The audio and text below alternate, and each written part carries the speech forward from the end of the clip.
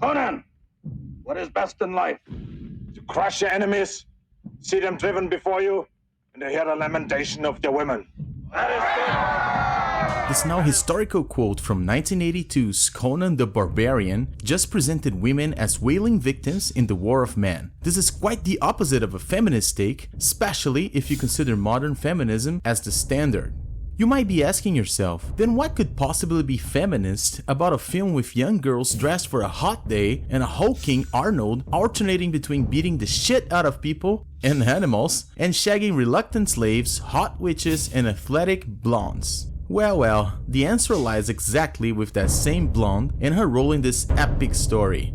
Let me tell you of the days of high adventure.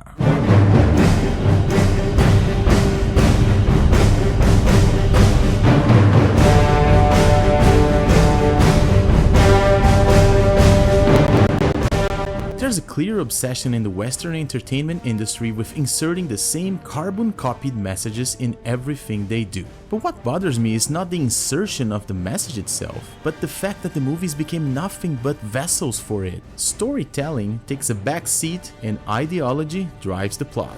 Conan is not like that. It is instead an example of a feminist take on a female character being done extremely well. So well that I bet further down this video you'll agree with me that Valeria checks all the boxes for the so-called strong female character that Hollywood so desperately wants us to buy. And yet, no fandom gives her hate or is called a misogynist for criticizing the character. Quite the opposite. If you look it up, you'll find most fans have nothing but praise for the character.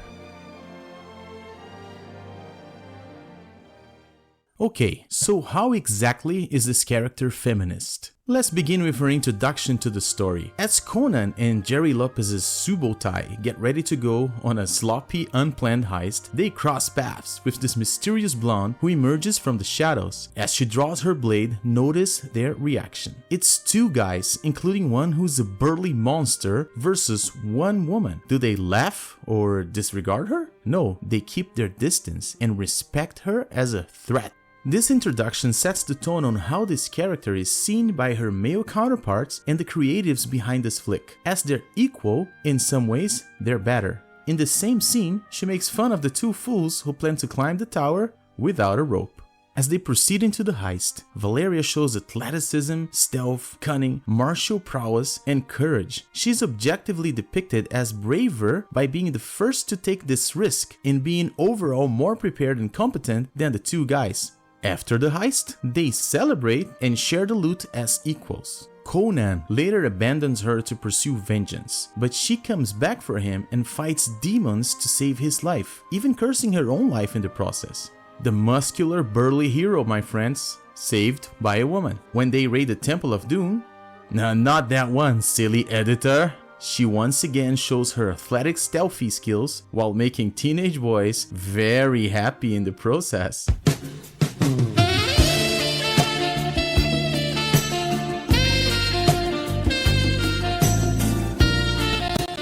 We didn't have the internet back then, my friends. More creative times.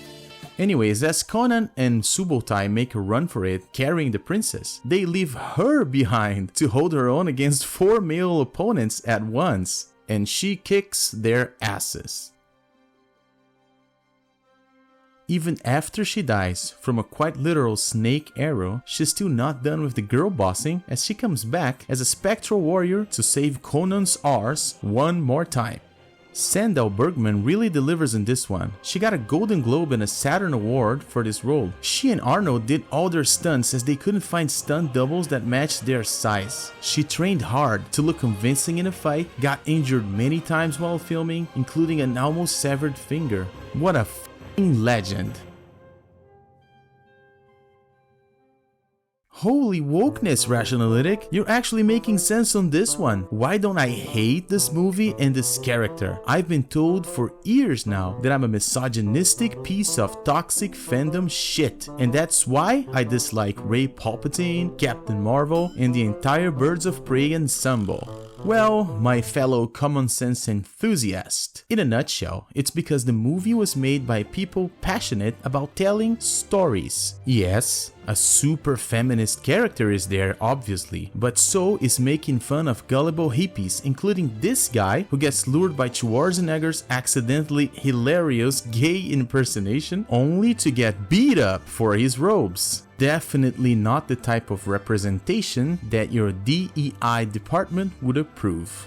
A damsel in distress is there, sexiness and depravity are there, crushing your male enemies and hearing the lamentation of their women is there too. These seemingly conflicting tropes coexist in the movie because the priority is telling a good story. The characters are story-driven and not ideology-driven. The film is creatively loose, made by people hired only because of their talent, and takes risks unconstrained by dumb industry rules such as this travesty.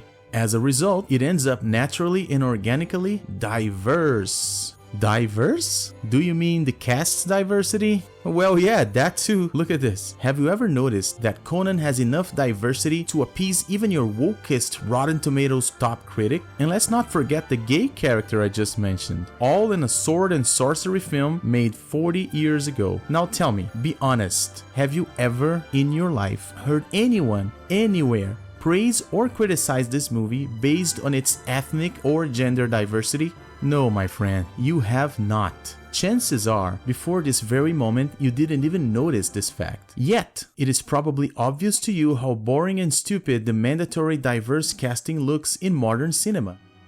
But I digress. Back to Conan. What makes it really work as a movie and sustain the test of time is the type of diversity that matters the most, that of ideas and influences. Conan the Barbarian came out the way it did because it was made by people of talent and passion. Robert E. Howard wrote the fantastic source material. Oliver Stone wrote the initial script. Fun fact, in Stone's version, we would see a post-apocalyptic wasteland populated by mutants. How about that? Basil Polydorus composed the rugged, raw, and absolutely epic score. But the real mastermind behind all this was John Milius. He grabbed elements from another Howard character, Kull the Conqueror, and mixed it up with Conan. Thulsa Doom, for example, is a Kull villain, not Conan. A more classic Conan antagonist, Thawthamon, would later be featured in the Conan the Destroyer movie, a less successful and much inferior flick than its predecessor, but still one that I have a great time rewatching. Well, in fact, as a kid, I liked the Conan the Destroyer movie better, and I found the Conan the Barbarian movie a little slow and boring. It's funny how now as an adult, I can appreciate how great the first one is, and really know that the second one is kinda bad. Oh, and by the way, the Destroyer movie is also packed with diversity, look at that.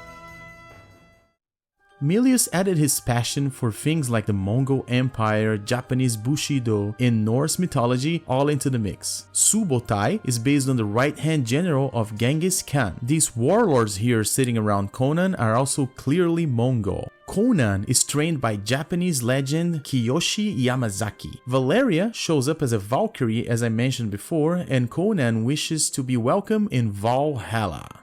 His depiction of Conan is actually much criticized by Robert E. Howard's fans for being far from canon in terms of what the character is all about. For instance, the Wheel of Pain, despite being a cinematic hallmark and cool as it's not very Conan. Neither is learning to fight by receiving formal training, or being displayed on a table repeating what your masters wanted you to say. Book Conan is an untamed wild beast of a man. He's clever, agile, and fights with great savagery. Despite this criticism, there is clear respect for the lore and the source material. On top of everything, there's passion for the story and respect for the audience. The film has very little dialogue and communicates with visuals and through the score. Narration is surgically used and is not an excuse for lazy writing. The film actually doesn't over-explain the concepts that it's trying to communicate. It's up to you to interpret them. John Milius is quite the character. Consider that he's a pro-gun, all-American guy who made a career in progressive Hollywood. Walter from the cult classic The Big Lebowski is based on him. Milius had a thing for cult leaders, as evident not only in Thulsa Doom, but also in Apocalypse Now's Colonel Kurtz, and is allegedly responsible for this legendary cinematic one-liner. I love the smell of napalm in the morning. Go ahead. Make my day. Well done, good sir, well done. You made it in Tinseltown despite being one of us. And by that I mean...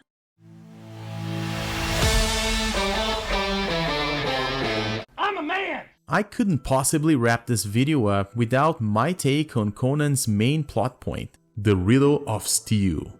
Conan's father tells him that the answer is that man and beast can't be trusted, but still you can trust. A scene follows where he's brutally killed, steel in hand. So is Conan's mother. Later on, Thulsa Doom tells Conan that steel is nothing without the flesh that wields it. He learned how to control people and his power is now beyond what any steel could give him. What a performance we get from James Earl Jones in this film, by the way. Everything about this character is unsettling, sinister, weird, unnatural. You don't doubt for a second that he's a force to be reckoned with. Yet, he ends up with his head rolling down some stairs.